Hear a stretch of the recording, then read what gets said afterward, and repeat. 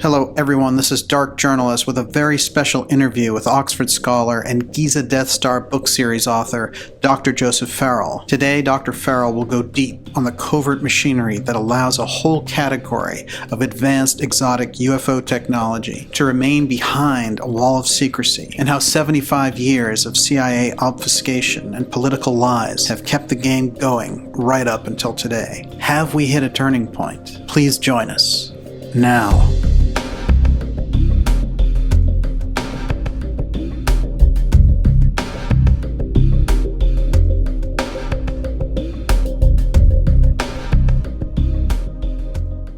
Let's track this UFO file through here. We got a big moment in 1947 with the UFO file. Yes. Through Kenneth Arnold. Right. This brings us also to the JFK assassination, oddly enough. Arnold will have his incredible sightings at Mount Rainier, and those craft are very interesting. You've pointed out before, they owe a great resemblance to the work of the Horton brothers. Yeah. And they aren't actually saucers. They look more like boomerangs or crests. Yeah. Big flying wing. Exactly. And his sighting is legitimate on so many levels because he is actually, the reason he's out there is he's trying to find a transport of Marines in a plane that disappeared a month earlier. And there's actually a reward for it. Right. So he has really good reason to be there. When he comes down and he gives this explanation, the whole craze takes off, and there's an incredible wave of sighting. Right. One of the things that happens is he gets hired as a private investigator to go down and talk to some people at Maury Island in Washington who have seen a craft that gives off weird slag. These crafts that kind of donut shaped, and they're giving off weird slag. They just ruin a boat, and they kill a dog, and a boy's arm gets burned. In the middle of that story is someone named Fred Chrisman. Yep. And so Fred Chrisman is somebody who, kind of jerks around with Arnold through that whole story, takes off to Alaska, and Arnold is left with a very bizarre situation, which he recounts in the only book that he wrote about the whole thing.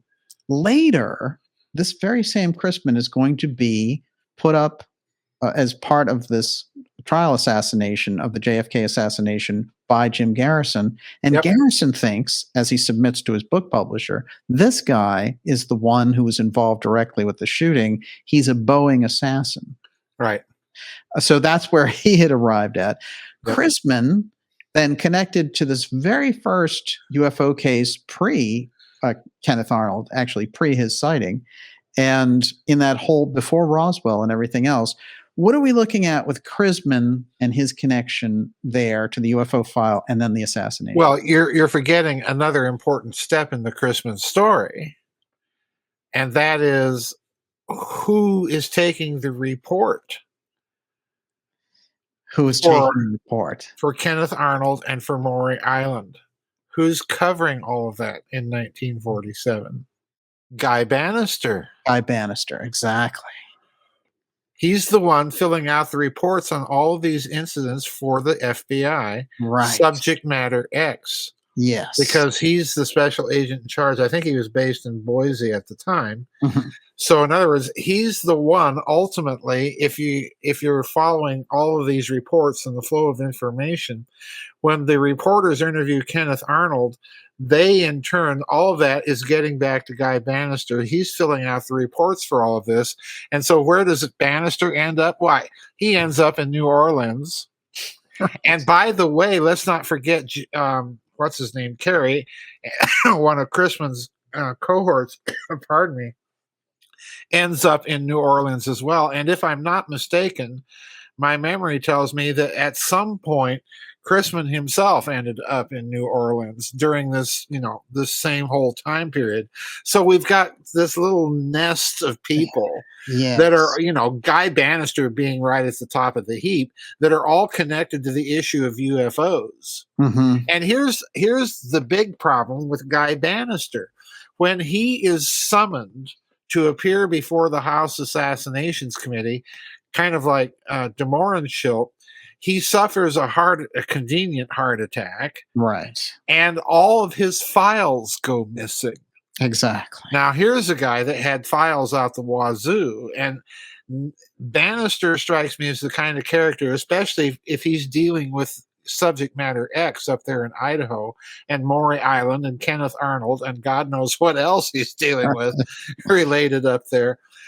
He's the kind of guy that's going to make duplicates. Yes. He's just that kind of guy.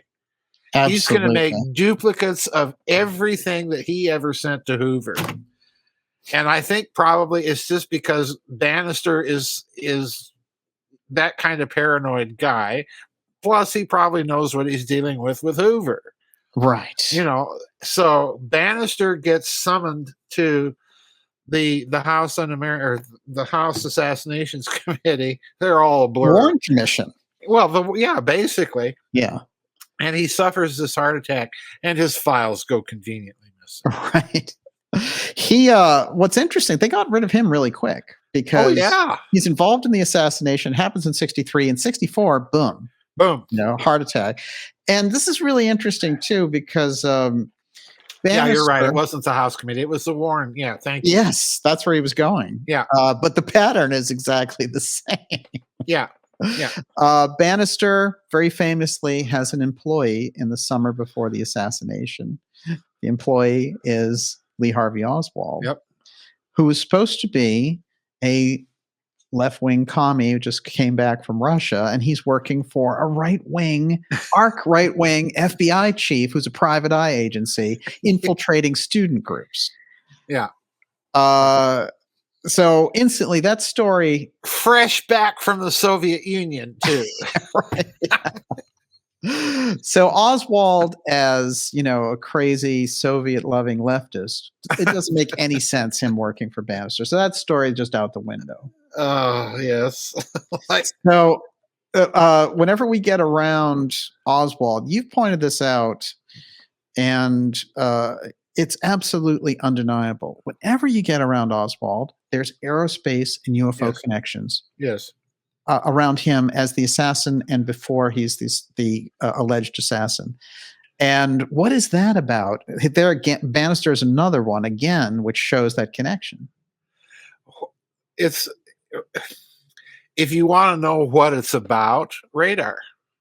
Yeah, radar. Because where is he stationed? Atsugi Air Force Base in Japan. Yes, with a security clearance. With a security clearance running radar tracking U-2 flights. Right. Voila. You know, if he had been a genuine defector to the Soviet Union and was getting like Pravda and all this stuff, they'd never let him anywhere near. Never. YouTube. Never. Not on your wildest dreams. And then you have to remember, when he defects to the Soviet Union, it is a little bit prior to the shoot down of Francis Gary Powers. Right. And if you really examine that whole story, Nikita Khrushchev played that whole thing brilliantly. Mm-hmm. Because, you know, they show all the wreckage on Soviet TV. People really have to understand what Nikita Khrushchev was doing. They show all of the wreckage of Powers U-2 on Soviet TV. And Khrushchev states that this was shot down by one of our missiles. Wow. Now, why does he do that? Because he's showing wreckage that clearly has no damage from a missile strike. Oh, interesting. He's doing this very deliberately. This is his little way of sending a message to the United States that he and the top bureaucrats at the Kremlin know that this thing was brought down by an inside job, which is what Francis Gary Powers himself always maintained. Oh, wow. Yeah. Yeah. I point out all of this in the LBJ Conspiracy to Kill Kennedy book. Mm-hmm. So Oswald, if he's passing along radar information to the Soviets and so on and so forth, I suspect as a result of the way the U-2 flight downing happened. I suspect that Oswald was passing along more intelligence than just that. He was passing on that they are going to crash a U-2 in your country, and so on and so forth. Otherwise, there's really nothing of any value that Oswald is giving the Soviets. But why then does he end up with a really cushy apartment in Minsk in Belarusia at a really cushy job and able to marry a Soviet GRU colonel's daughter? In a whirlwind romance. In a whirlwind romance, is Soviet military intelligence that sloppy? Answer, no. So, there's all sorts of aspects to this that just, when you look at the details, makes no sense. Absolutely. Unless Oswald is an operative and this whole thing is part of some vast, elaborate operation. Yeah, then it starts to make sense. Wow, absolutely fascinating. And Powers, you've pointed this out before, he dies under unusual circumstances in a plane crash. Helicopter crash. He was a helicopter newsman or traffic reporter in the Los Angeles area. And his helicopter apparently crashed when he was, doing one of his on-air remote broadcasts on the air. So, in other words, we've got a U-2 pilot that doesn't know how to fly a helicopter. Yeah, it's kind of remarkable. Yeah, kind of. This is someone they didn't want out there. No. They didn't want the tell-all book coming out. No. Absolutely fascinating. Oswald is there in Russia and then decides, you know what? I really need to go back to the United States. With Marina. Yeah, with Marina. And the State Department says, okay, and you know what? Here's $1,500 to get back too. Yeah. So he's being moved back into position, and when he comes back, he will spend the summer in New Orleans of 1963 before the assassination, and he'll work at Riley Coffee Company.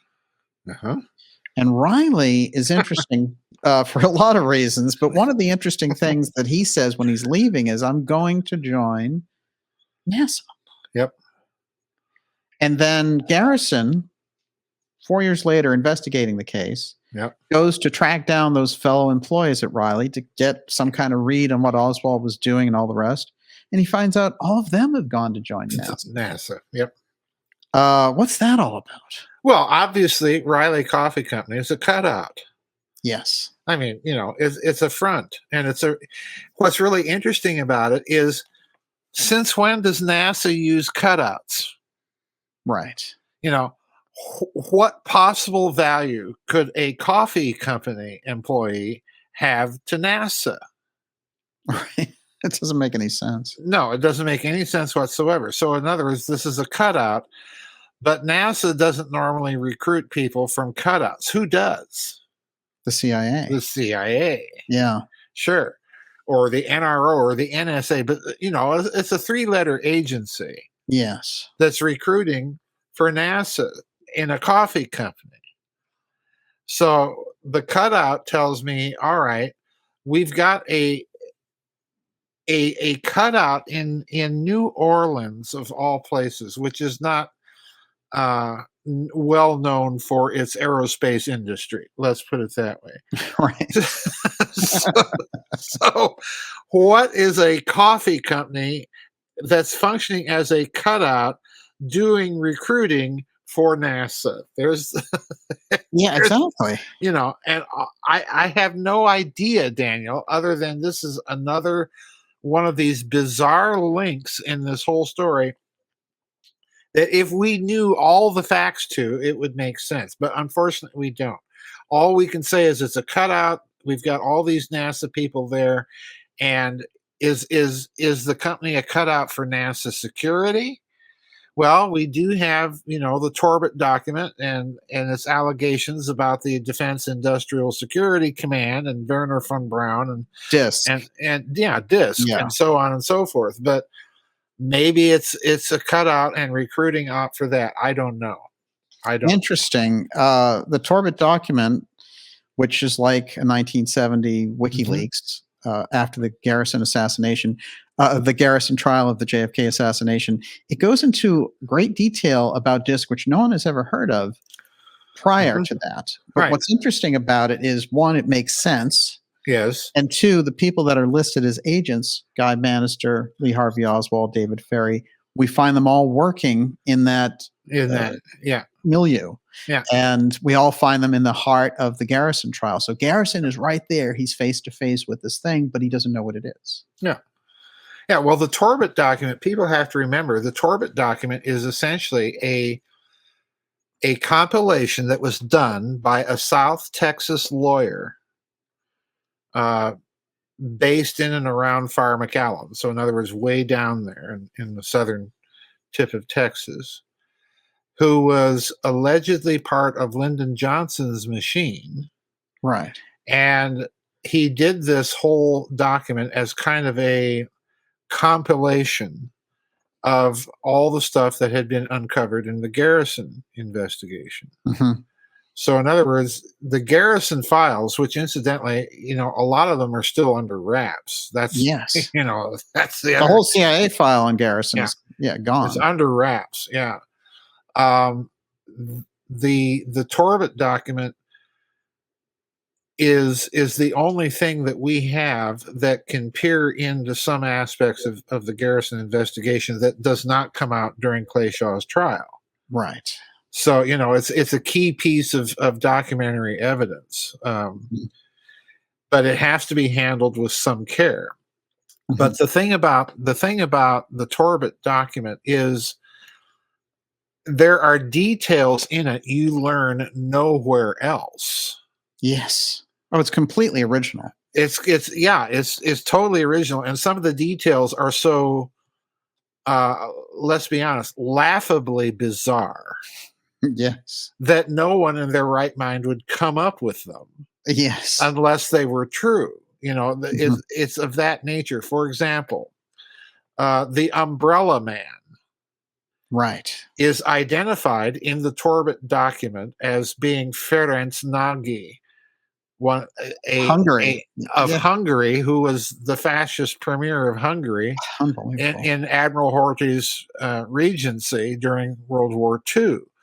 So, maybe he is in Dallas. In fact, he is in Dallas on the day of the assassination. And some people say that, if you look at Umbrella Man pumping what is a fascist premier of Hungary doing in Dealey Plaza on a sunny day with an umbrella? You're right. Clearly giving the go-ahead signal, proceed. These are the kinds of things that you find in the Torbett document. Amazing. And the interesting thing about the document, Daniel, I to this day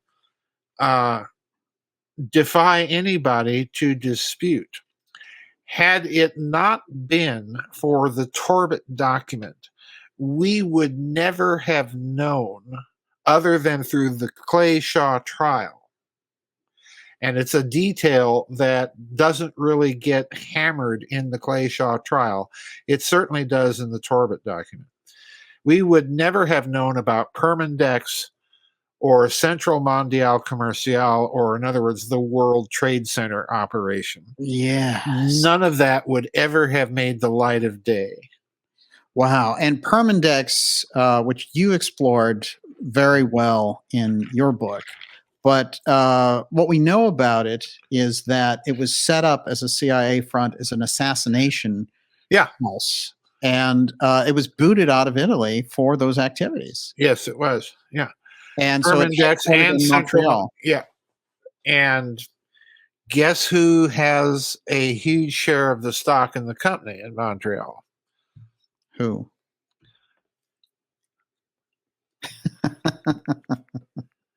Bronfman. Oh, that's right. Bronfman and who's yeah. connected to Bronfman? Why? The original swamp creature, Cohn. Roy Cohn. Roy Cohn. He's one of their attorneys. And who's he connected with? Trump. Our friend Trump. Mm-hmm. This is quite fascinating because the Cohn piece shows up in the Torbett document as close around that aerospace, advanced aerospace piece. Yes. That's strange too, considering... It's strange, Daniel, considering the fact that when the Torbett document was published in 1973, the McCarthy Monmouth hearing transcripts were not. Right. They were not published until 2003.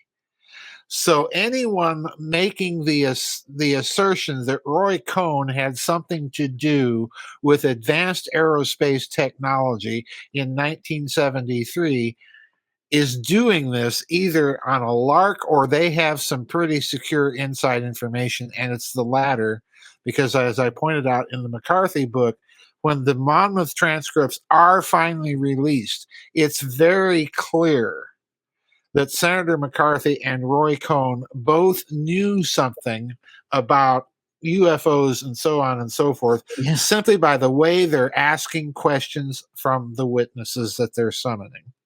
Absolutely, and you've got in your books on this, which have really dived in deep. You've got the UFO mention, Project Blue Book, and Roswell all in the Monmouth, in the Monmouth transcript. And Cohn is asking those questions. And Cohn and McCarthy are both asking these questions. And let's remember what Monmouth at that time was doing. It was doing top secret radar research. Right. So again, we're back to radar. Interesting points. There's a quality, I would say, to Cohn's interrogation of those military people, which is like, you better share this with us or else. Yeah. And it's very aggressive. You can read those transcripts, and I think what you're getting there is Cohn is the bad cop. He's the aggressive questioner.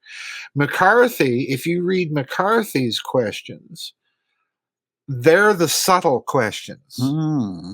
McCarthy's the one tossing out dates. Oh, by the way, what were you doing down in New Mexico on such and such a date?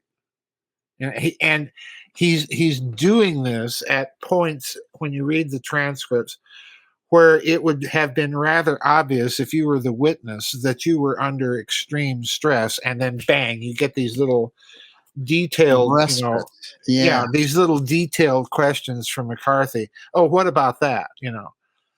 So they this was very true of their public performances. But when you watch the transcripts, the way Cohn and McCarthy and some of the other people on the committee play off of each other in their questioning of these witnesses, it's really quite brilliant. You're dealing with some very astute lawyers. Certainly Cohn was, and certainly McCarthy was. You're dealing with some very astute lawyers that are drawing out this information, and they're doing it very subtly. Wow. They're doing it very, very subtly. They managed to get the Monmouth people to admit that they were indeed in New Mexico doing radar work during the Roswell incident. Amazing. That's huge when you get right down to it. And that this is coming from Roy Cohn and Joseph McCarthy. It's unbelievable. Yeah, it really is. That's a really interesting point about the date of the Torbett document referencing these things, and then those transcripts don't come out. So whoever is writing... They don't come out for 30 years after the Torbett document. So the Torbett document has the inside access. Right. It's a reflection of that. And let's face it, DISC, when you look into it, it makes sense. Yeah. For sure, as a whole NASA security division, and it's headed up by Von Braun.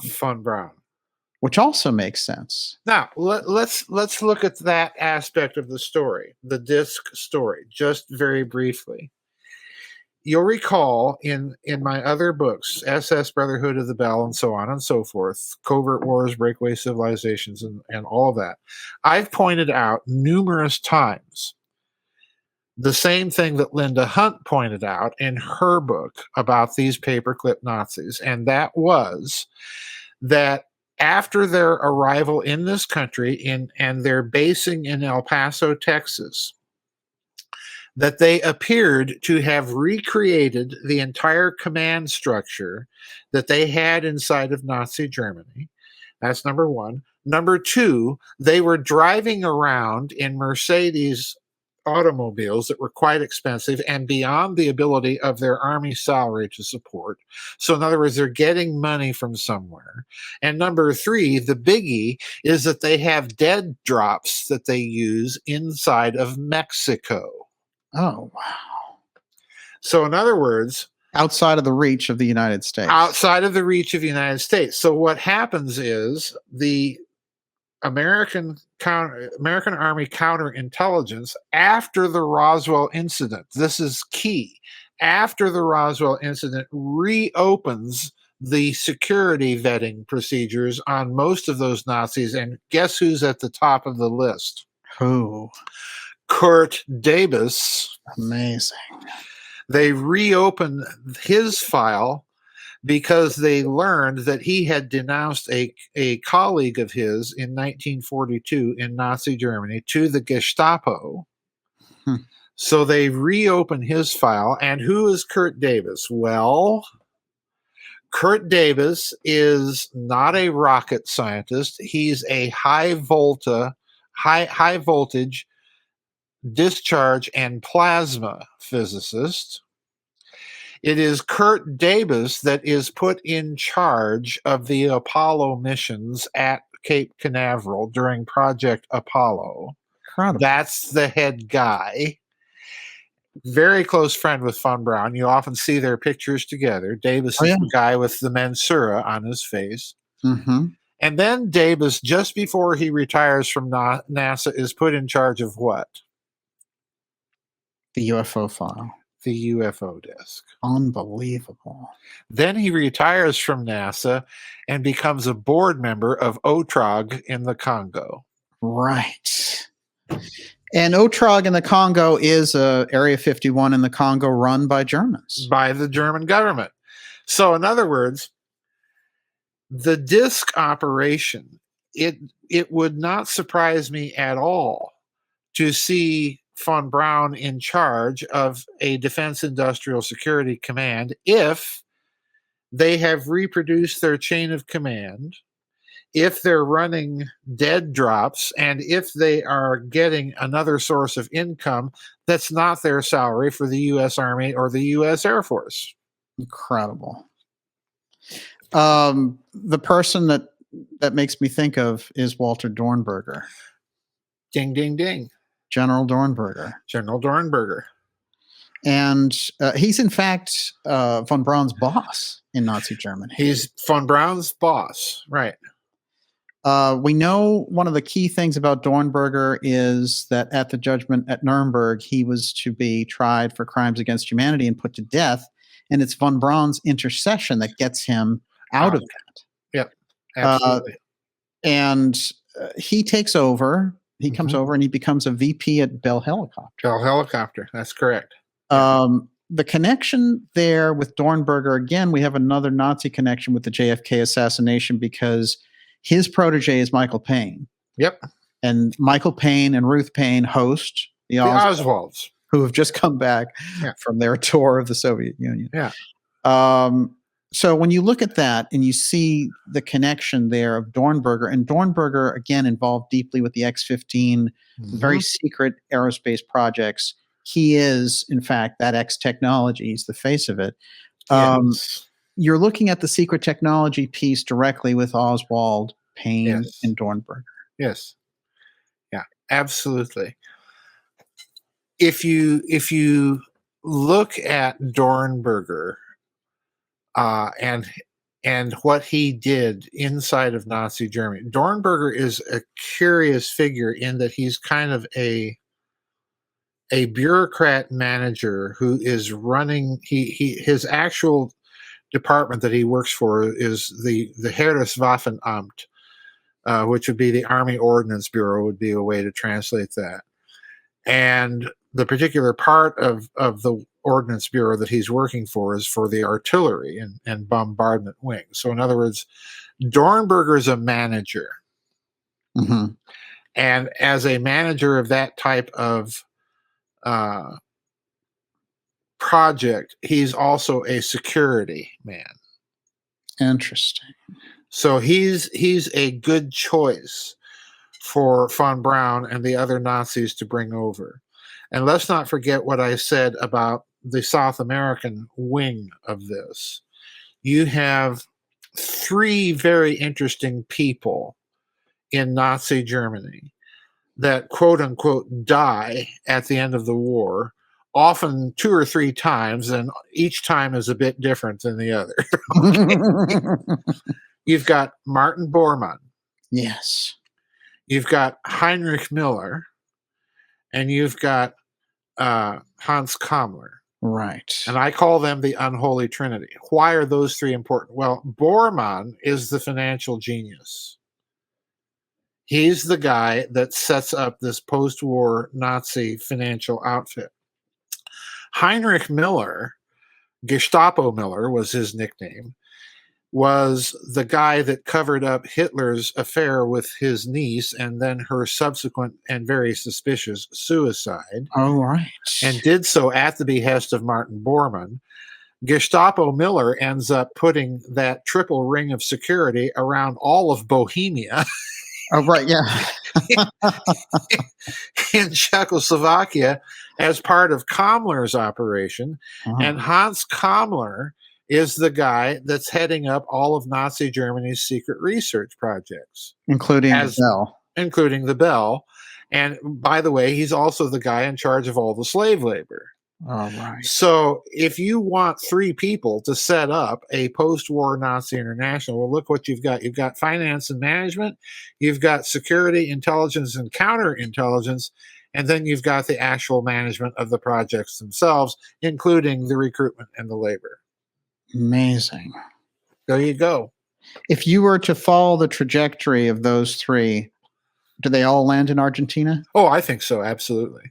Wow. Bormann, I think you'd have to read Ladislas Farragut's book about the survival of Bormann in Latin America, and I defy anybody to read that book and come away from it with any other conclusion than that he got out of there and headed up this whatever it is. Heinrich Miller, Nazi peace. Yeah, Heinrich Miller. When they dug him up, they found 3 different people by the DNA in his grave, and he was none of them. Amazing. And Hans Kammler. What can we say? This guy dies 4 different times under different circumstances in each account. And there's been the recent book. I forget who it was that the authors of this book that document American intelligence connections that he had in this country after the war, and the hidden Nazi, the hidden Nazi, and certainly by the sources that I was able to track in Argentina, he certainly had connections there and probably visited the country there as well. So you've got an enormous post-war network of these people, and if John Kennedy had learned, as I suspect that he did, of the extent to which the American military and industrial complex communities violated President Truman's orders not to bring any of these people over here. If he learned about that, then Kennedy has a motivation for smashing the CIA into 1,000 pieces, and they in turn have a motivation to get rid of him. Incredible. This is the face-off underneath the surface battle between the presidents and the CIA. Right. Absolutely fascinating. And at the heart of it is the exotic technology. Right. Because after all, that's why we're getting these guys over in Paperclip. Well, if we want to go to the moon, and Folks, let me go on record here. I am not an Apollo hoaxer. I think we went to the moon. Right. Are there questionable aspects of the narrative of how we got there, and more importantly, how we got off of it? Absolutely. No two questions about it. Well, it's so mysterious. Even believing that they went, of course, and it seems obvious that they went, and yet there's so many odd things about it, like the filming of the false version of it. Well, not only that, but the real problem is, how did we get off? Yes. And von Braun lost his job at NASA. We land on the moon, and everybody in the world is going gaga, congratulations USA, you did it, blah blah blah. And we're feeling pretty good about ourselves. Mm-hmm. And then within 3 weeks, and Werner von Braun was the toast of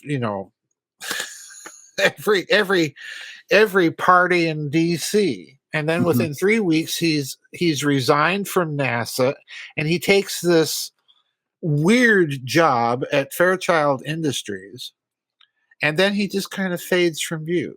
Well, he gave an interview in what I think ended his career at NASA. He gave that very strange little interview to Time magazine. It appeared in one of their little boxes at the bottom of the page. I remember it very well because I've read it. And he's talking about, at 43,950 miles, or some figure around 43,000 miles, the spacecraft hit the equigravisphere, the neutral point of gravity between the Earth and the moon. And then from that point, it's the moon's gravity that's carrying this thing towards the moon. And it was after that little slip that he's out of there. Why? Because run the numbers. 1/6 the gravity is going to be a place much closer to the surface of the moon than 43,000 miles. Interesting. He let out the fact that I think the Soviet and American space agencies had begun to suspect, because they kept sending probes to the moon, and they kept zinging by the moon or crashing into the moon, but they couldn't get it right. Well, if you're dealing with the wrong figures for its gravity, then that's going to be how your probes are going to behave. They're not going to behave the way they're supposed to. Wow. So I think he let it out. Incredible. Yeah. And it also lets out the idea that we don't know as much about the moon as we think we do in the public. And it also lets out the idea why you'd put someone like Kurt Davis in charge of the Apollo missions. Right. Yes. Because you're using a hidden technology to get us there and to get us off of there. Right. So I suspect, ever since I published SS Brotherhood of the Bell way back when, I suspect that a deal was made between the NASA people and their Nazis to get access to some of that technology that could get us there and off. Mm-hmm. And in return, they would have access to whatever we found. Wow. Which I suspect was considerable. And I suspect that it's that bargain that is really behind why NASA can't tell the truth of what it's finding out there. Fascinating. You think they found ruins when they went to the moon? Well, I think I'm in the Hoagland camp. I think they not only found ruins there, I think they found them on Mars. And I think they made a dirty deal with, the Nazi devil to share whatever real intelligence we gathered. And that's the reason that NASA can't tell any truth. Wow. There's an agreement in play. It's amazing because, they're talking about Artemis, of course, setting it up. They sent this capsule up there. They had a bunch of delays, 8 delays. Well, we've run out of German rocket scientists. Right. Well, we need to find some new ones. Hey, Germany. Lord have mercy. Yeah, Lord have mercy. When you look at that and you see that from 1972 to 2022, we haven't sent anybody back to the moon. Right. That's 50 years of complete abandoning of the manned space missions. What's the heart of that? That's the development of the secret space program. Well, I think it's the development of the secret space program, but you'll notice something. Everybody talks about America hasn't been back. Well, the Russians certainly could have gone. Yes. Right. They're not interested. Right. The Chinese have gone. They've sent probes to the far side of the moon. They let out a couple pictures, which were interesting. Yeah. But they ain't talking. A few years ago, you remember, the Japanese sent this school bus sized satellite to the moon, and were snapping pictures like nobody's business, and they let out one. Right. One. The Indians have been back and orbited the moon with a polar orbiter, and they let out, I think it was 2 or 3. So, in other words, everybody's going back there, but nobody's talking. Interesting. And the gap of time of 50 years, it's the complete inexplicable gap in history. Right. It's like it's like the 18-minute gap on the Watergate tapes. It's just erased, 50 years of non-development. You have these, we have a shuttlecraft, and they have problems with those. Joseph, when you look at that, that is absolutely fascinating because there's no good explanation for it. There's no good explanation for the original moon story. Well, remember, the very first studies of the moon were based in the late 1950s, and they were optical telescopic studies of the moon that were top secret. In other words, they were snapping pictures like crazy long before any probes were sent there. And all of those things are top secret. Amazing. So my conclusion is, you don't have, Daniel, you don't have to, you can go online and take pictures, find pictures of the moon, and you start looking at it carefully and closely, and you'll start finding all sorts of junk. Interesting. Well, we know that they've made a serious effort to airbrush those original books and photos and everything. Oh, yeah. And there is this person who came forward, and he had been at NASA, and he was being shown that there were all these structures on the far side of the moon, and he realized he got scared. He was like, I don't have the security clearance to be looking at this. And he knew he was, that was a problem. You know the story of Richard Hoagland going through, the catalogs of the Apollo missions, and they have all of these, plates of photographs that you can order. And there's lots of these blank plates that are nothing but black, and they'll be right in the middle of a bunch of. So Hoagland says, I want to order that one. So he orders, he orders a picture from a plate that in the catalog is nothing but black. Wow. And he gets this picture and is full of stuff, Wow. So again, I would not be a bit surprised. I think there's been an embargo put in place, and that this embargo has something to do with the Nazis, number one. But here it comes, folks. As I'm crawling out to the end of the twig, I might as well crawl off of it. In 2015, at the Bastrop Space Program Conference, I talked about the Slavonic text of the Book of Enoch. Right. And how in that text, the orbit of the moon is used to describe a kind of quarantine zone around the Earth. Interesting. It's kind of like the Treaty of Versailles demilitarized zone that begins at the Rhine River in Germany. No military forces on the west bank of the Rhine. Excellent point. Okay. So in other words, it's a quarantine zone that you're setting up around the planet. And it's very old, obviously. But that idea implies that there is some sort of treaty in place that, is millennia, if not eons old for whatever reason. And, the books I've written, I think it's because we fought a war and blew Right. up a planet, Yes. So bad little monkeys, you stay on that planet. Right, exactly. Leave the rest of us alone. Well, you've made a fantastic case for it. I found corroboration in the Edgar Casey readings for Oh, you. sure. Yeah. That's pretty amazing. Yeah, he talks about wars and quarantine zones. It's not as if this is a big secret. Mm-hmm. So, the other possibility here is that, we're sending out all these space probes to, the planets and so on and so forth.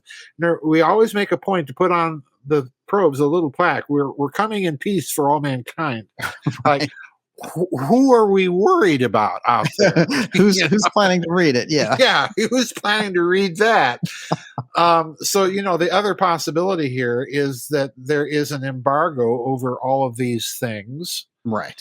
Because some other group of people is involved, and quite frankly, they have liens of, to use our financial language, they have liens on all of that stuff. Exactly. So who knows? I entertain all possibilities. That's a great explanation for a 50-year gap. If you go up there and you have problems, right, then you're not going to send anything back up there, and you'll make up some excuse like, "Oh, it's not in the budget," even though you've already laid the budget out for it. Yeah, that's a little problem.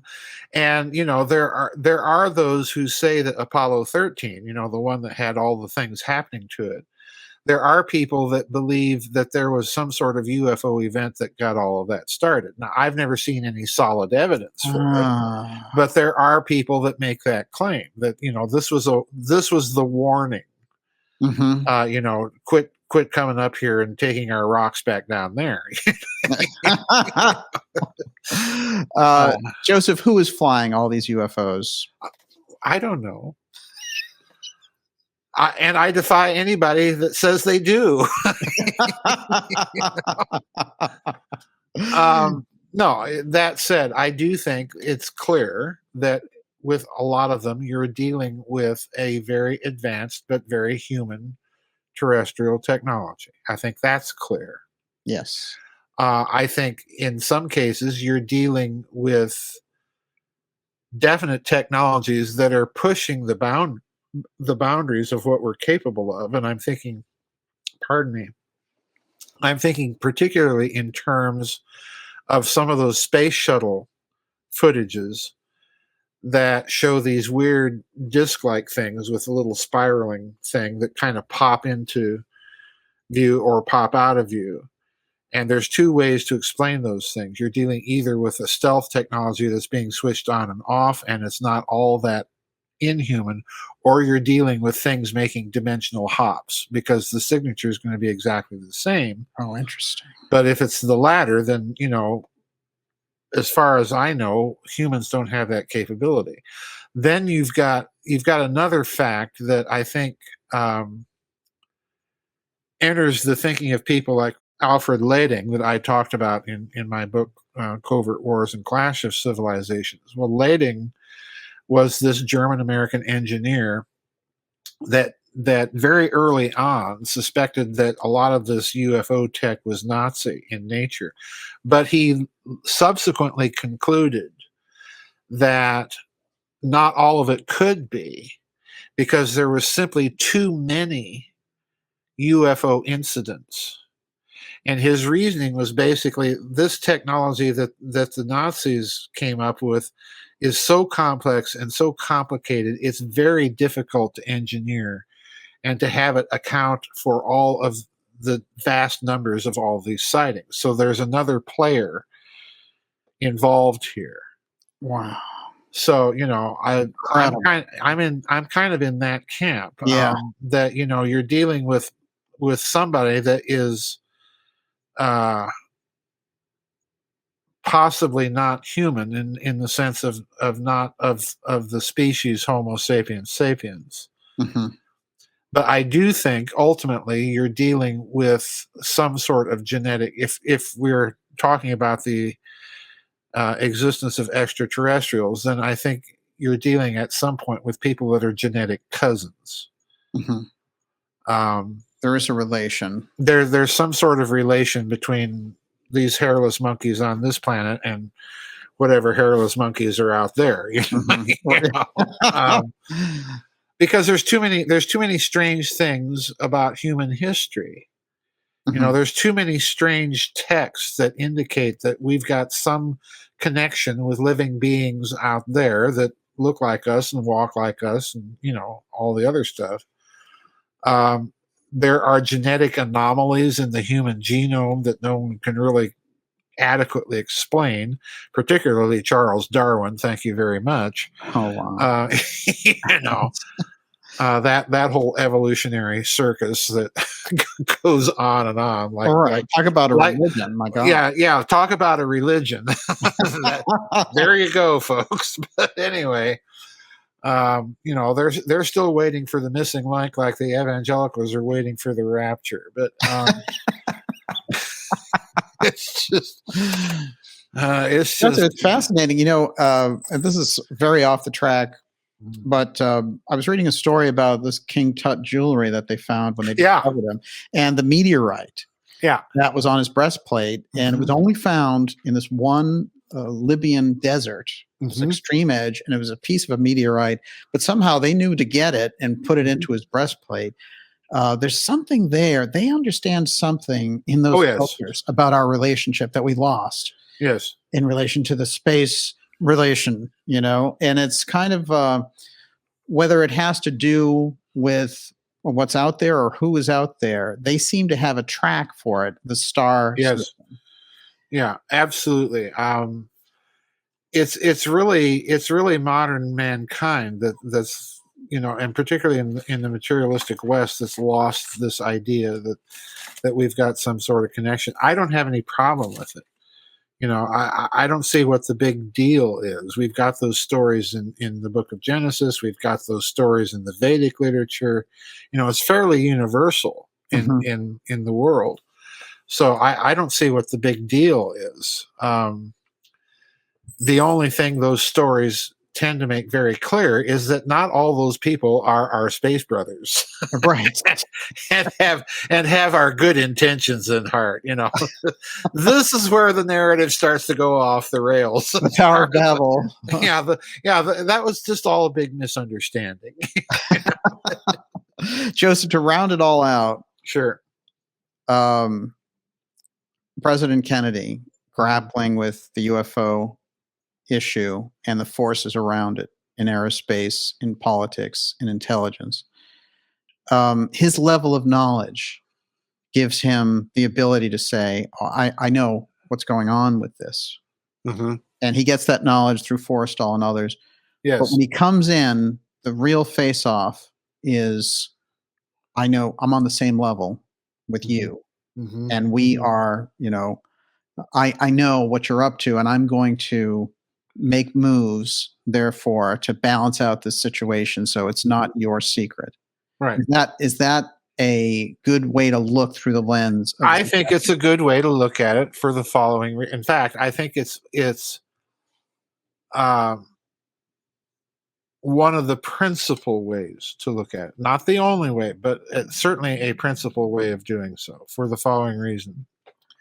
I've said many times, Daniel, that American history from his murder in 1963 up to the election of Donald Trump in 2016 is one arc of American history.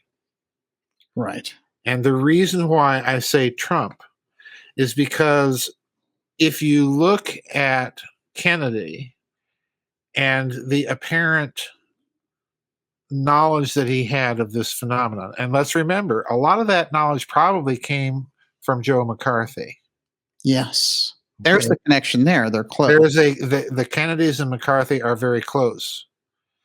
So if there is a UFO interest that the Kennedys may have been exposed to privately, I'm suspecting it's coming from that quarter.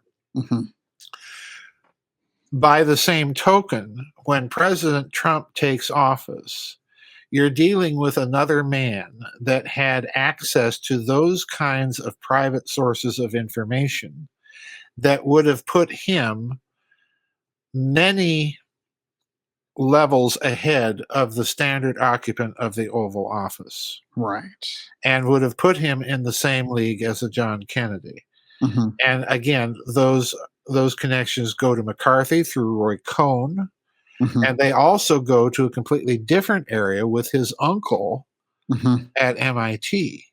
Yes. So you've got two presidents there, one of whom was, they did everything they could to get rid of him, Hmm. short of assassination. Right. And I really honestly think that, if you look at some of the circumstances surrounding his family, I think there were assassination attempts on him.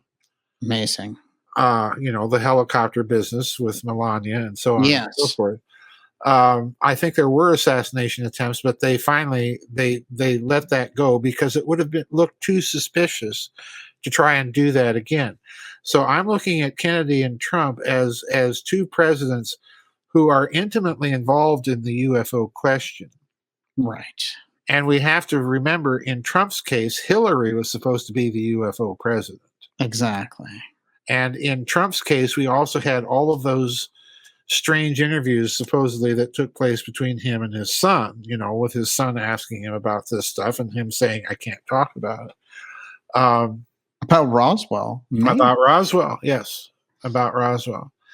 So I'm suspecting that these two presidents have at least the UFO file in common, and that's the reason why they went after them with such a vengeance. Incredible.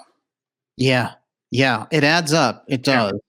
Yeah. And Trump has all the information from his uncle because his uncle was the protege of Vannevar Bush, who led the UFO. Vannevar Bush, right? Exactly. Yeah. Exactly.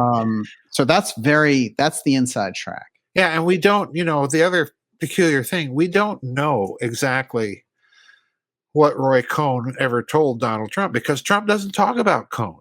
He doesn't. It's like this is a taboo subject. Well, exactly. They were tight, and the other tightness about Trump is that he was also a very close friend with JFK Jr. Exactly. So there's yet another Kennedy connection here. Absolutely. So I look at this and I'm thinking that somebody in the government, probably Allen Dulles, made the deal with the fascist devil at the end of World War II and may have got a lot more than just fascists in the bargain. Interesting. Yes. That's incredible to ponder. Yeah, it is. Kennedy then shows up and defies their plans dramatically. As a matter of fact, he's a force that they don't anticipate. Right. And he's Asimov's mule. Yes. He's the mule from Isaac Asimov's Foundation trilogy. That's exactly what he is.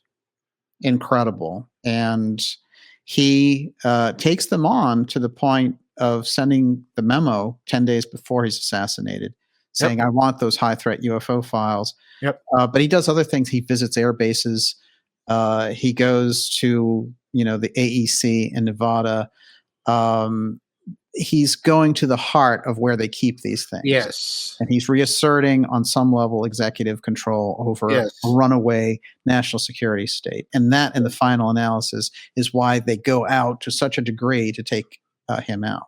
Oh, yeah. And, the other thing we need to remember about Kennedy is who's the president briefing him as he's leaving office? Eisenhower. Yes. So what did Eisenhower tell him in that half an hour or so that they were in private conversation? Mm-hmm. This is the man that gave the military-industrial complex speech, shortly before Kennedy takes office. Incredible speech. It's a jaw dropper, when you listen Watch to it. out for your own military. Yeah, watch out for your own military because they're out to get you, folks. No, it's a jaw dropper, and you just know that something like that had to be on the agenda of what he was going to tell JFK, because during the Cuban Missile Crisis, who's hot to trot to go into Cuba and start World War III? Well, Curtis LeMay, no friend of John F. Kennedy. Yeah. So and LeMay, came up with the Strategic Integrated Operational Plan, the PSYOP, that Eisenhower saw. Finally, they let him see the plan of how they were going to respond to the Soviet Union, and basically it was launch everything and turn the entire communist world into a radioactive cinder for the next 50 to 75 years. Amazing. And Eisenhower was appalled when as any rationally thinking human being would My be. God, yeah. So you have to wonder exactly what Eisenhower told Kennedy. I suspect it was a lot of things, and that this also is entering into Kennedy's calculations when he's dealing with UFO files and bankers and so on and so forth. Amazing. Joseph, how do you evaluate the final piece of evidence here, which is something that's buried in a movie that came out that Kennedy supported called 7 Days in May, which is about a COG commander taking over, and he's walking in there, and they, bright as day, he actually allowed them to use the White House to shoot this in. There's a map behind Burt Lancaster, who's playing this General Scott, and right there on the back of the map is Roswell. Yes. Yeah. The filmmakers know Kennedy's giving them that. Daniel, that film, 7 Days in May, actually, that and its remake. There was another remake of that with Sam Waterston and Forrest Whitaker, right, playing the character that was played by Kirk Douglas in the original movie. Yes. Both movies are well worth watching. No question. They're so advanced for what they're trying to tell us. Yeah, they are. But the original one with Douglas and Lancaster and Frederick March, John Hausman even, right, Professor Kingsfield. But it's remarkable the way it's structured. That movie is so full of revelations. There's just no two ways about it. And it's Frankenheimer again at the helm. Again, who also does the Manchurian Candidate, which gets buried. Yes. And again, another remake. Yes. The original Manchurian Candidate. They with Angela Lansbury. Again, that whole thing is remarkable. But the 7 Days in May, Daniel, there's no doubt in my mind that those little things where you see Burt Lancaster and the map with Roswell and that these are very deliberate messages. Yeah. I think these are very deliberate messages. The Roswell part of it intrigues me because it was done in such a way as to avoid any suggestion that there was something extraterrestrial involved there. Right. The whole thing was hinging around this whole continuity of government operation. Yes. And the very interesting thing in terms of identities there is General Scott, James Mattoon Scott, the character played by Burt Lancaster, I strongly suspect is a kind of a composite character when you examine his role in the film and the things that he says and what he's involved in doing. That character strikes me as a composite of General Lyman Lemnitzer and General Curtis LeMay, who Right. were two of Kennedy's biggest opponents. And of course, Kennedy was able to get rid of Lemnitzer and, shipped him off to Europe Right. and replaced him with Taylor. But Yes. he was never able to get rid of LeMay. LeMay was just too powerful. But I strongly suspect the Burt Lancaster character that there's even more interesting things there to go through and comb through in that movie. And then again, in the background, in other words, I'm suggesting the entire movie is a message, and that you can identify all those characters in it. And the Amazing. one that I'm still intrigued with is, who's Ava Gardner? Right. She lovely actress, Yeah. and she was a good singer if you've ever heard her sing. Hmm. But who's Ava Gardner's character in It's that very movie? strange. It's a very strange character, and I don't get the impression it was done just for a love interest. Yeah. Yeah. It doesn't have that feel to it. She's there for a reason. So who is she? The whole Um, movie feels coded like that. the whole Yeah. movie is coded, in my opinion. Yeah, the whole movie is coded. Remarkable. The desert base. The desert base. Why the emphasis on an admiral in charge of the Sixth Fleet in the Mediterranean? Why Ava Gardner? Hmm. Who are these people? And while we're talking about movies with messages, you also mentioned executive action. Yes. And what is it about Burt Lancaster that There he is again. that gets these very weird roles? He's the Where mastermind of the entire assassination analysis. yes, He is exactly. Ex-Protect incarnate. Yeah, exactly. And his character in executive action. Again, you want to talk about a movie with messages, screenplay by Dalton Trumbo. Well, investigate Dalton Trumbo and you discover he was one of the Hollywood writers that was fingered by the House Un-American Activities Committee. Because he was a radical leftist. Yes. But, screenplay by Dalton Trumbo,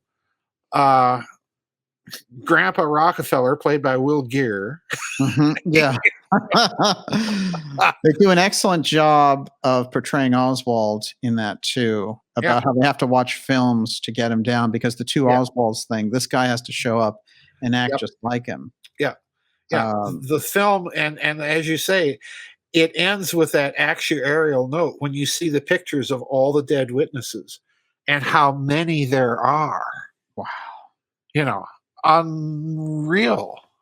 And they enlisted an actuary to figure out the odds of all those witnesses dying from the Warren Commission in that short period of time. And the odds were 100,000 trillion to 1. Yeah. It's impossible. It's impossible. Amazing.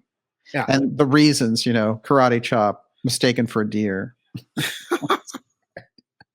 It's an amazing suicide by shotgun blast. Or does that sound familiar?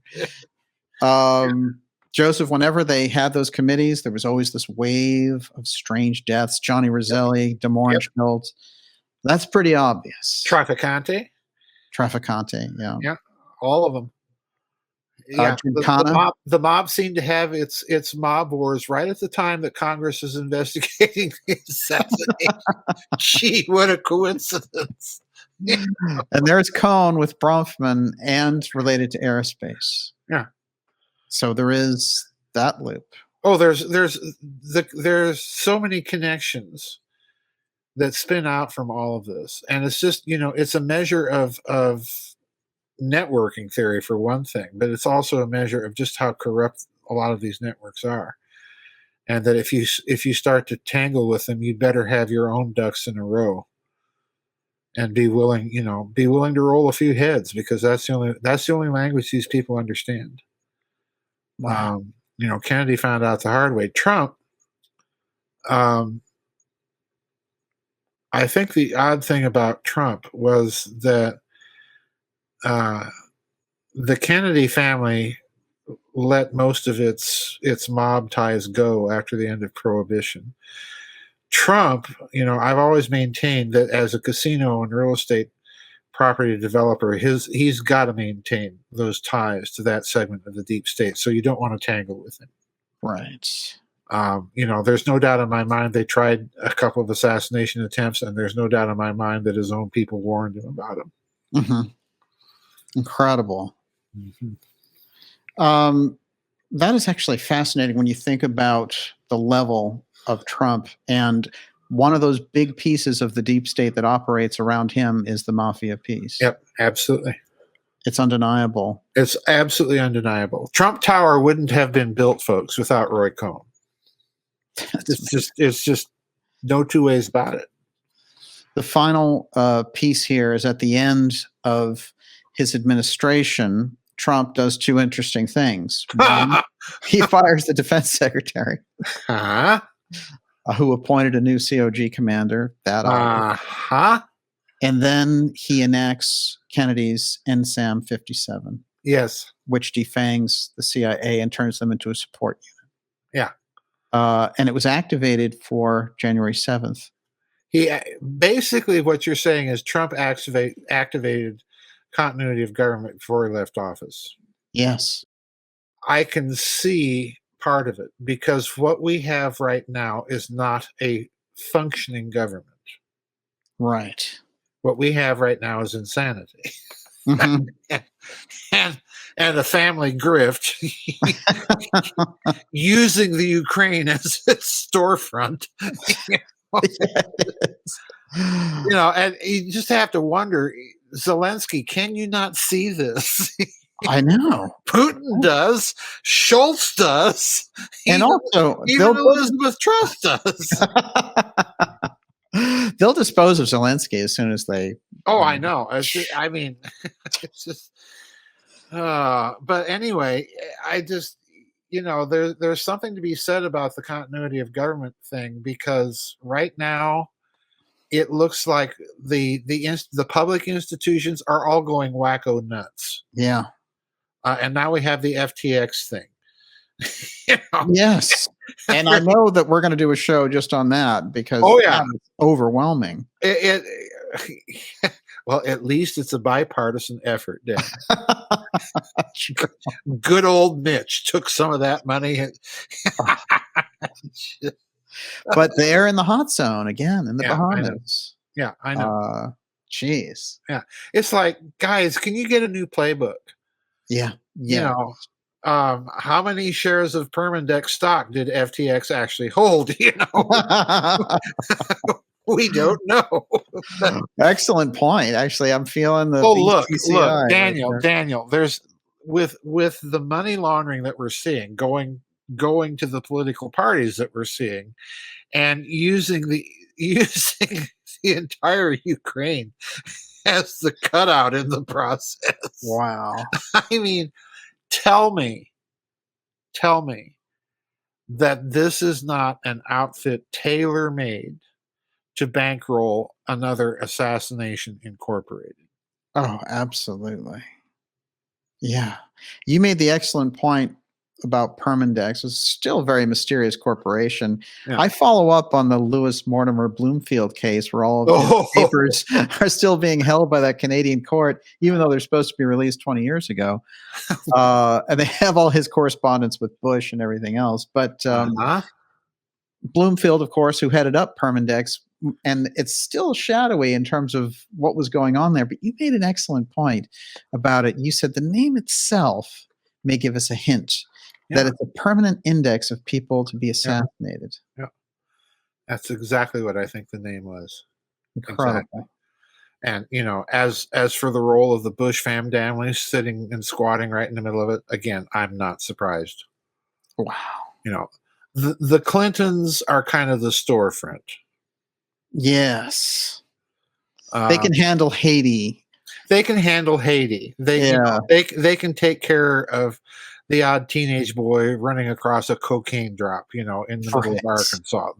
Let them handle that. Yeah. But the big stuff, no. No, that's pure Bush. That's pure Bush. And it's got generations. Just think of Prescott. What a wonderful man. He was busted for trading with the enemy, but then they couldn't do anything about it, right? It was not only that, he shows up after McCarthy's censure at Bethesda Hospital when McCarthy's in the hospital recovering from another one of his drinking bouts.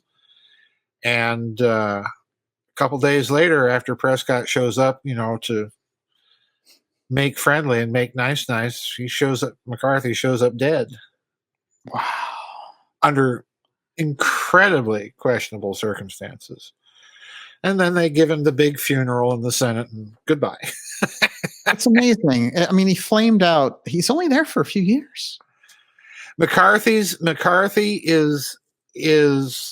has his field day from 1950 to 1954 with the Army McCarthy hearings. Mm-hmm. So it's a 4 year, and that's it. Then he's wiped off. And then he's Yep. Yeah. 4 years. Incredible. That was a big flame out. He took a lot of people out with him in his time. Millard Tydings, and by the way, speaking of Millard Tydings, the new Pyramid book, I want everybody to be aware, the new Pyramid book is it's attempting to be at the publisher. Excellent. Warning, a lot of the material has appeared in the other books. It's just copied and pasted, but it's rearranged. But there's a lot of new material in the book, which brings us to Millard Tydings. This is you rebooting the whole. I'm trying to clarify the argument that got in the original 3 books. A lot of people simply couldn't follow the argument because I was throwing so much information at them. So what I did is I've gotten rid of all the extraneous stuff. I've rearranged the old material, put some new material in, and hopefully made the argument much clearer, which brings us to Millard Tydings and Joseph McCarthy. Because you will find, if you are paying attention, you will find yet another Monmouth, Millard Tydings, Joseph McCarthy link, believe it or not, squatting in that book. Fascinating. I promised people that I was going to disclose it sometime, and I thought, well, this is the perfect context for it. The book is it going to be out by Christmas? No, it'll probably be out next year. Next year. Okay. That's provided my publisher will pick the dang thing up. They have to. Are you kidding? They should be so happy to get you back. Well, no, he's agreed to do the book. I literally sent it to him, and he hasn't picked it up yet. Oh, wow. And I see what you're saying. That irritates the daylights out of me. I can't believe it. Is it still our friend there? Yeah. Okay. Yeah. It could be Atlantis.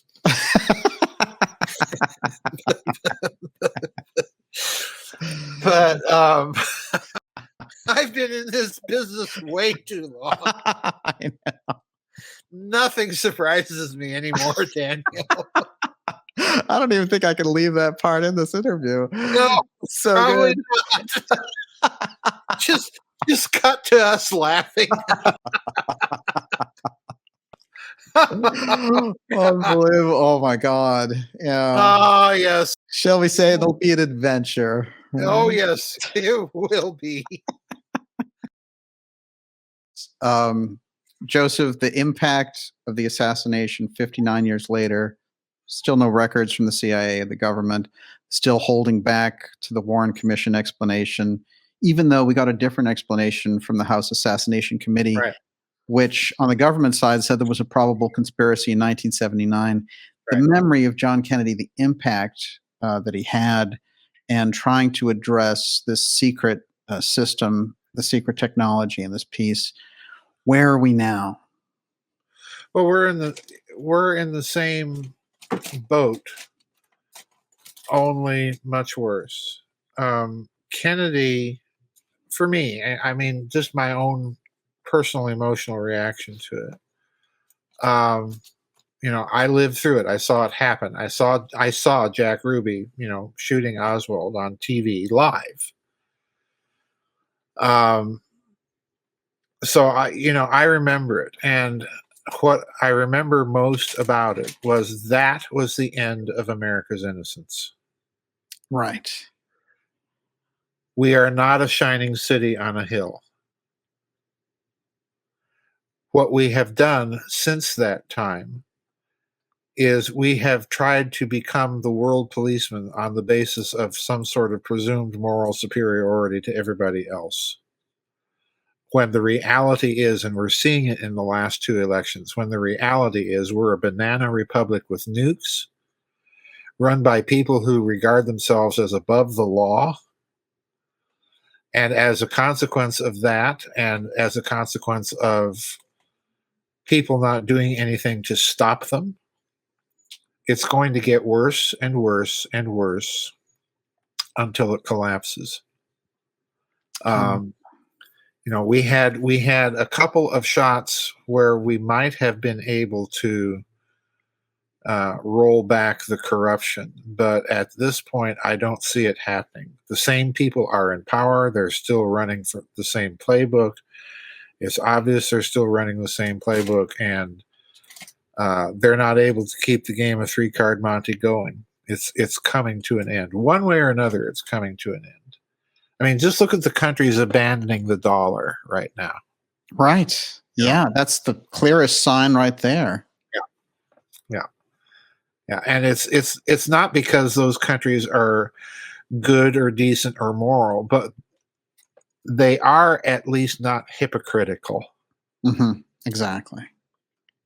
So this is the world we're moving into, and it's because there wasn't an outcry against the Warren report when it came out. There was an outcry in the sense that people knew it was hogwash, but they tried to pretend to go on with life as normal. Well, life wasn't normal after you murder a president in full daylight and then concoct a silly story to explain it.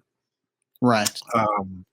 It was the acceptance of the silly story more than the murder itself that was the end of innocence.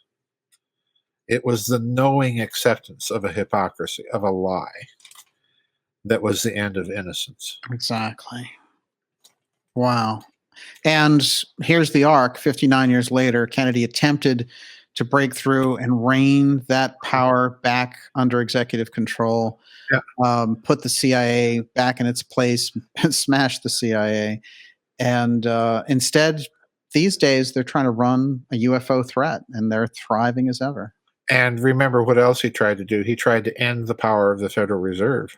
Yes. And look where we are. We're using monopoly money. Wow. And sooner or later, I just read something very frightening. In the last couple of days, people have been sending me this article about how a study was done in France at one of their écoles politiques, one of their political, let's train the elite here at this school. Right. And the study concluded that America is France's biggest enemy, biggest potential enemy, politically, militarily, and economically. America, not Russia, not communist China, not even the traditional enemy across the Rhine, not even the older traditional enemy across the English Channel. America. Amazing. France. It's unbelievable. Mm-hmm. That's how bad the behavior of this government has gotten. And that's how bad it is being perceived. Absolutely phenomenal. Yeah, well, that represents a real low moment if we're a threat to our allies. Yeah. France, of all the allies that we want to be a threat to. You're right. Dumb. Well, we remember the CIA trying to take de Gaulle out just before. Yes, we do. Yeah, so exactly. That force operational. Joseph, just incredible, amazing today. Thank you so much on this. Thanks for having me back. And of course, at Giza Death Star is where the work is. The new book is coming out early next year. Cross your fingers. Yes, fingers hopefully. crossed. And I want to highly recommend, of course, if people want to know about these things, Covert Wars and the Clash of Civilizations, Covert Wars and Breakaway Civilizations, and LBJ and the Murder of President Kennedy. An incredible story, and told so well by you. Thank you, sir. Well, thank you, and happy Thanksgiving and Merry Christmas to you and yours, and we'll probably see each other in the new year. Definitely will. We'll talk soon. All right. Thanks, Daniel. Bye-bye.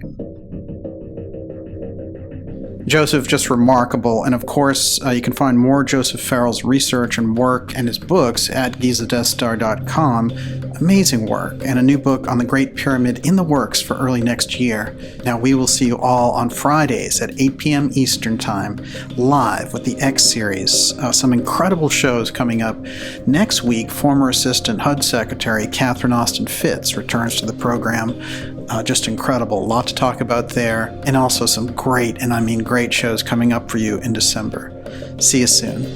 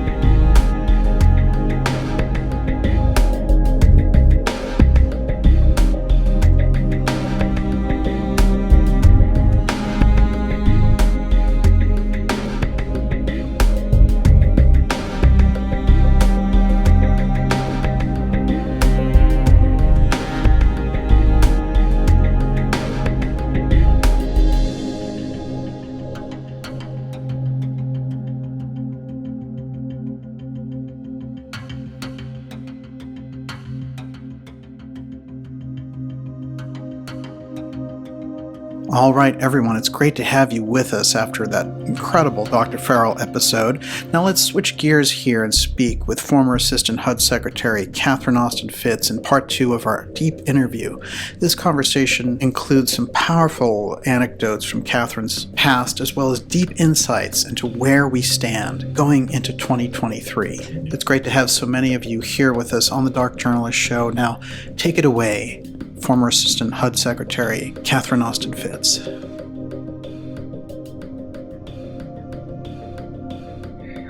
Well, this is an interesting thing, because if I have total control over weather warfare, which we know that they do, and they even admitted it, William Cohen, the defense secretary under Clinton, Right. admitted that they had the technology. The question is, I can fake climate change. I can fake all kinds of forest fires and everything else. Absolutely. Yeah. One of my favorite, I have to tell you, one of my favorite posts on Solari. Yeah. Let me see if I can find it. It starts with a quote from Taylor Swift. She's in the news a lot lately. Oh, God. Can you imagine being Ticketmaster? Woof. Talk about a bad day. It's like when I was running the service bar and the whipped cream machine exploded and poured whipped cream all over a sable coat of a woman standing at the bar. Yeah, that was a bad night. But, it prepares you for working on Wall Street to deal with those kinds of situations. Okay, Right. so it's called An Intelligent Conversation About the Environment. If you just go to Solari and put it in the search box. Yes. And it's a quote from Taylor Swift is, if you're yelling, you're the one who's lost control of the conversation. Wow. Okay, so what this was I have a wonderful ally who I adore, who was trying to bully me into promoting climate change on the Solari report. Wow. And I said, I'm not going to do it. And I'm not going to do it until I understand, because what you're saying about climate change doesn't fit with my personal experience with reality. Right. And so I tell you what, I said, I will make you a list of the unanswered questions that I need to understand the answers to before I can have an intelligent conversation about climate change. And I'm going to send it to you now. And if you can just answer these questions, I'm happy to then engage with a discussion of climate change on the website. And so here are my questions. He couldn't answer the questions. Wow. And, one of them got into, can weather warfare be used to, to promote climate change? So anyway, but this has all the questions. And of course, he couldn't answer the questions. And I said, well, if you can't answer the questions about the things that are impacting the environment, then you have no business proposing solutions as how to protect the environment. Right. Because I'll tell you, in my lifetime, the number one destroyer of the environment is a fiat currency run by governance that's trying to harvest the whole planet. So, if you look at what Mr. Global has done to centralize control, whether it's secrecy or the application of the central banking warfare model and the way it's been applied with fiat currency, all those things have done far more environmental damage than any, you name it. Wow. With maybe the possible exception of weather warfare. I don't know. I don't know enough about it. But, so I just, if you're not willing to grapple with changing the financial model in a healthy way, then I don't want to hear about your climate change because I can't take you seriously.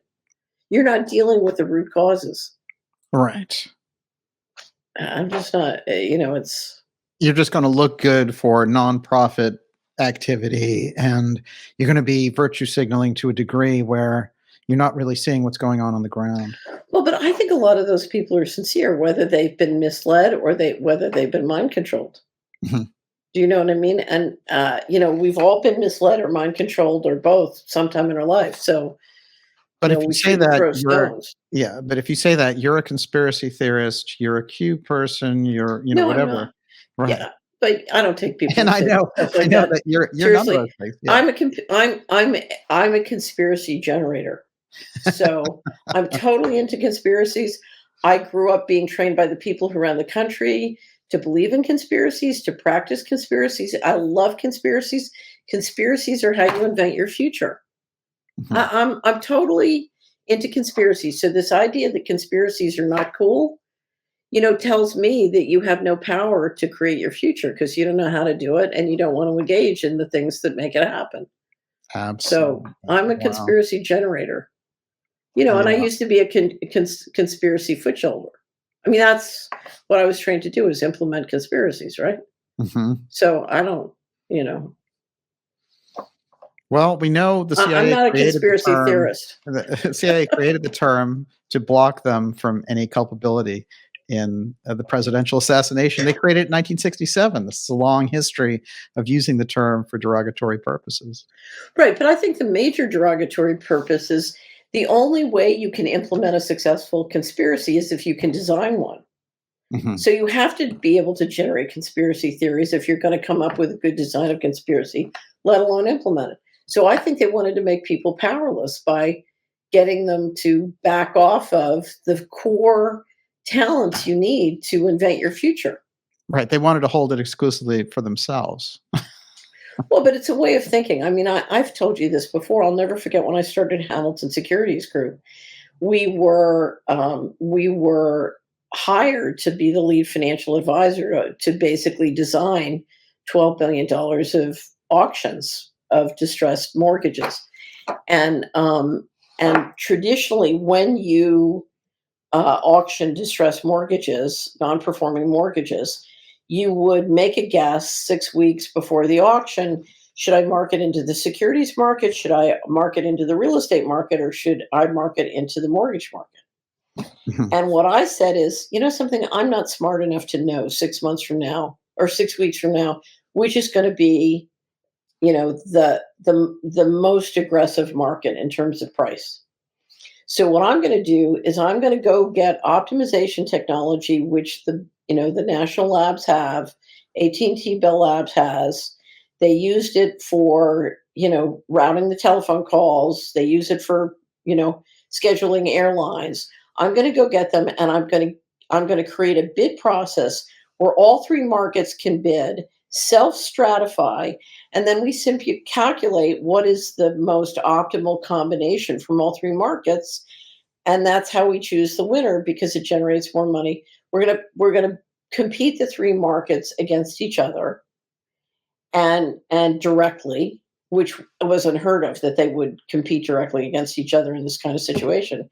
Mhm. We're going to put together due diligence packages so some guy in Singapore can lob in a bid for $50 because he doesn't have to do the due diligence. We will have one of the top accounting firms in the world do the due diligence for him and make all the databases so they can just lob it in. And, we're going to completely computerize the whole thing. And so we're going to compete the three markets and we're going to compete them internationally against each other. Right. Because markets work. And that was exactly, we hired AT&T Bell Laboratories and we got them to take the model they use for routing telephone calls, airline scheduling, to do the model. And we launched it and we announced it. And that was the day I called the guy who ran the real estate portfolio at the Harvard Endowment. And he picked up the phone and he screamed at the top of his lungs. And this was a very sort of mild-mannered guy. Wow. At the top of his lungs. And I said, Michael, hi, how are you? I couldn't believe it. I was shocked. I would have told you that guy would never do such a thing. Incredible. And he was so angry. He was furious. And I said, what's the problem? And he said, I hate this optimization model. I said, why? I think it's brilliant.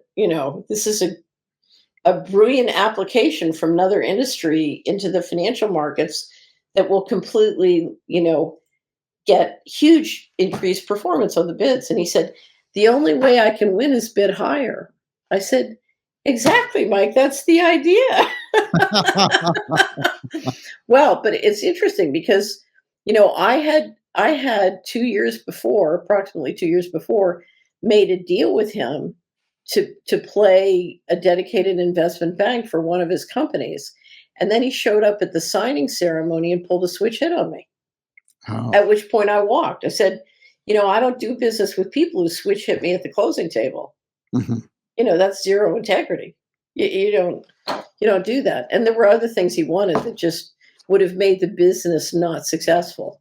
So when you put conditions on me that are going to ensure my downfall, why would I do that? Anyway, so I walked and had to sell my house to finance the business because the deal broke through. So the only reason I was representing HUD to design the optimization model was because he reneged on his deal. Otherwise, I would have been representing him and he would have made a fortune and HUD would have continued to, what a fail for the strange taxpayers. twist of fate there. Whatever happened to those guys? Well, it's interesting. So when they came after us, interestingly enough, we had a contract for what was it? It was we had a contract for essentially $1 million a month was what we were paid to do all the financial advisory work. And right when they came after us, he spun out of the internal Harvard thing, started a company, and they had a contract for about the same amount every month. Mm-hmm. It's kind of funny, Oh, yeah. So I could speculate on what I think his role was, but wow. I would say he would probably say if he was doing the show that he got me back. But what I would say is, getting spun out of the establishment was probably the best thing that ever happened to me in my life. So I want to thank him. So I want to personally thank Mike and the Harvard Endowment for making sure I had absolutely no future in the establishment. And from the bottom of my heart, thank you. I'm going to take this video over to them. I'm sure they watch these things. Anyway, so it's one of my favorite I guess you have a scriptures. lot of people to thank. You can thank Jack Kemp also. Yeah, I can thank Jack Kemp. I do because something. I didn't belong there, and I'll never forget in 1998 when the Department of Justice offered me a settlement that was wholly unacceptable. I mean, it basically would say, you can steal my stuff whenever you want, and I have to go along with it. And I sat down and I thought, I spent a week trying to decide if I would fight. I told you this story. Mm-hmm. And usually I don't spend a week making a decision. That's about the longest I've ever spent making a decision. And I really went through it systematically. And I said, because you're not supposed to be able to survive in the wilderness. Right. And I didn't know if I could. But I thought, I have the training and I have the resources because I was willing to go down to peanut butter and jelly, and I did. Mm-hmm. And, I have the training and I have the resources to do this. And I probably have the wherewithal to reinvent myself because I knew I had to reinvent myself working for individuals. And I knew that was very difficult for someone who came from a sort of wholesale background to fathom retail. Anyway, Oh yeah. I knew I could do it, but I knew how hard it would be. I thought I did. It turned out to be harder. But I didn't know when it was over if I would have the capacity to love. Mm-hmm. And if I didn't have the capacity to love when it was over, what was the point? Yeah. So, but I knew I wouldn't have the capacity to love if I went along. So that was the trick. The trick was, okay, can I fight this in a way when it's over? I have the capacity to love. I still have my empathy. And so to say that the way I went about it was unusual, I had to go about solving my litigation in a way that solved the bigger problem. Mm-hmm. What was really going on this planet? What could we all do about it? So it had to be part of a bigger solution than just my litigation. It had to be, I had to get a map of the whole shebang. Interesting. It went from that individual microcosm situation to the big macro of what's happening. Well, always, because the reason I was doing what I was doing was I thought I had to deal with the top guys to go figure out how we could turn things around really in a way that would build tremendous wealth. So I thought I was looking for real solutions for them. And I'm sure the guy who promised me that it was fine and yes, go do it, probably even forgot he had the conversation with me. Because it turns out he was one of the guys who threw me overboard. So I guess he didn't remember. Well, they threw you overboard, and but some telltale pieces were with you, like when the guy talked to you and said in the 90s, oh, they've already given up on the country. They're shipping all the money out. Well, here's the thing. I mean, I have to tell you, I got fabulous training. Mm-hmm. I just had the world's best training, especially when it came to finance and money. And I worked with a whole bunch of people in the financial world, both before Wall Street and on Wall Street. Something they were really great, and they taught me a lot. And then when I got to Wall Street, they gave me a chance to, I got a couple of huge projects that people thought couldn't get done, and I was given free rein to do them. It was fabulous. And that's, that was always what if I have a gift, it's as an investment banker. I have an incredible gift and I love it. I just can't tell you how much I love it. And that was the great tragedy, was when I got booted out, it meant I couldn't be an investment banker, because you can't be an investment banker without huge resources. You're talking about swinging around billions of dollars, and I lost the ability to do that. And that was my great passion, my great love. So that was the hard part for me. It was walking away from, it's like being an artist, and you walk away and you walk into a world where you'll never be allowed to have pain again. Wow. Yes, absolutely. Yeah. But you created this independent structure, and it's opening up so many doors. I tried to create an independent structure, but meantime, people kept asking me questions. And I kept answering the questions, and those questions grew into two businesses where I'm still answering questions. So much for my concept of, structure and what I was going to do. It was just, you have to follow the market. What is it that you do? I always tell people when they get booted out of the corporation establishment, I said, look, anytime somebody asks you to help them, just do it and just keep doing it and see where it leads. And don't think of it as one thing. If there are 5 areas where people are asking you for help, just help them and see where it leads. Be useful. That is quite the philosophy. Yeah. Right. Nicholas Brady is in that whole web of your associations in that period. Well, Nick was the chairman of Dillon Reed. And, so I worked with him or for him when he was at Dillon Reed. Then he went into Treasury, and I had a few minor dealings with him when he was in the administration. When I started Hamilton, I went over to visit him, but he wasn't very interested in what I was up to. Uh-huh. So, and I've only had one contact with him since the litigation happened. Amazing. And that was a pretty funny story. So he had many. Contact? What? What was the contact? Well, it was kind of an unusual thing. I'm in my office and I've got client meetings all day long that day and the next day.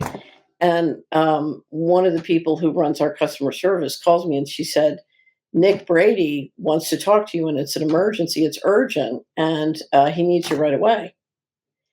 And I have a rule, which is you don't cancel a meeting with a paying customer for billionaires who don't pay you. Okay. You need to understand who your paying customers are. Uh-huh. And I got in a bit of squabble because she got really pushy. And I said, I don't care how important Nick Brady is.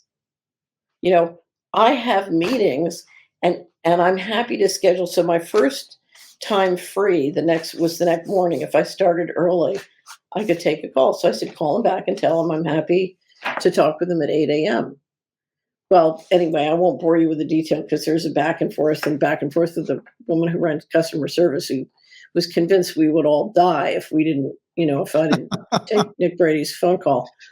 And then she told him and he said he if he needed me still, he would call, and then he never called.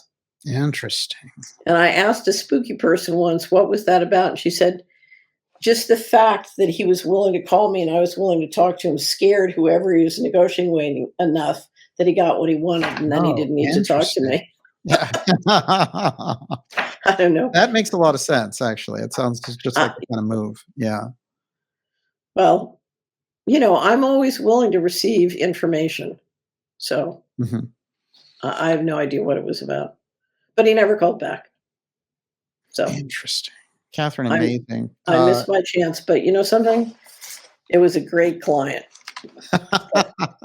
I stayed on the phone with him. I think you did the right thing. I think you did. Yeah. No, it's really funny. I used to, when I first started as an investment advisor, I would get these calls. We have $100 billion that we want to invest to change the world, and we want you to represent us. And I would say, okay, well, that's fine, but I work on retainer, so the upfront retainer payment is X, and it's this much every 6 months in advance. So you have to do the fee, and you have to do the retainer. It's upfront. And they would say, oh, well, that's tiny dollars. We can't deal with this. We have billions. And I said, well, you have billions, but I don't. So you have to pay up front or else I'm not doing. Well, we just want you to do, and so they would suck people into, I don't know, 50, 100 hours of work. And I would refuse to do it. I was like, I'm not working for 5 minutes until you pay the retainer. Yeah. And if you have hundreds of billions, I'm sure you can pay my tiny little retainer. And they wouldn't. And that's the commitment. Well, but I can't tell you how many people I've seen lose not only thousands of hours that way, but lose their reputation, lose trust among millions of people because they're promising, oh, they have hundreds of billions and I remember there was this one group who went along for God knows how many hours, and they said to me, basically, your problem is you're just not used to playing in our leagues and you think small. And, the idea was I was, basically a member of the lower classes and couldn't understand what it was like to play in these, these heady environments. And I was just thinking they got you guys by the short hairs. It turned out I was right. I was totally right. Amazing. Catherine, 3 quick questions before you have to go. I know you have to leave, but one, I wanted to mention this to you. Marco Rubio and Kirsten Gillibrand, senator from New York and senator from Florida, have attached the new UFO office in the government to the National Defense Authorization Act. For the first time. And they made a big point that nothing would go through for 2023 in terms of military funding without that office being a part and being passed as part of NDAA. What does that represent? I don't know. I just think, there's more trouble than you can shake a stick at coming out of the defense authorization. Uh-huh. So, I don't know, but I just don't see a good thing coming out of that. Interesting. But every time the defense authorization always comes with a sock in the jaw. Absolutely. In a nutshell, SPACs, and why did you cover it and make the whole new episode about it? Because it proves beyond a shadow of a doubt that the pandemic was an op. Oh, I see. And if you look at the prices on SPACs and the prices on crypto, that we track Bitcoin and SPACs together, Mhm. what it shows you is, it's what I described as a vaccine marketing plan. You get a huge generation of men busy trading and thinking they're masters of the universe, and you just completely sideline them from protecting their family and their real assets. It's tragic. Absolutely fascinating. Everyone should get their hands on this report, and we'll let everyone know that Yeah. it's Don't out you there. love the graphics? Yes. The last I think two. I mean, the people who do graphics, it's my Dutch partner. Mhm. He is a genius, but this one, this one was off the charts genius. So, because you're trying to communicate a really complicated, dense financial thing and prove a point and bring it down to, the bottom line. Mhm. And we had a great team that did the data collection, the data analysis, then the charts, the graphs. But then he brought it out with this laundromat theme, and trying to make a dense financial topic and bring it down to nuts and bolts and sort of a 411 for non-financial people. That's hard to do, and I think our team just did a great job. They did a great job. Absolutely fascinating. Yeah, they love they love taking the complexity of what you and I are dealing with and making it understandable for people. So I got to jump. Fantastic. It's great to see you. It's great to see Daniel. Be careful up there in Harvard land, okay? All right, we'll talk soon. Have a great weekend. Bye. And that was Catherine Austin Fitz, the former HUD secretary, assistant HUD secretary, and just incredible things with her new report, SPACs, which gets us into all sorts of interesting money laundering and IPOs and all the rest of it. Highly recommended. And of course, her site is solari.com. We'll see you all next week.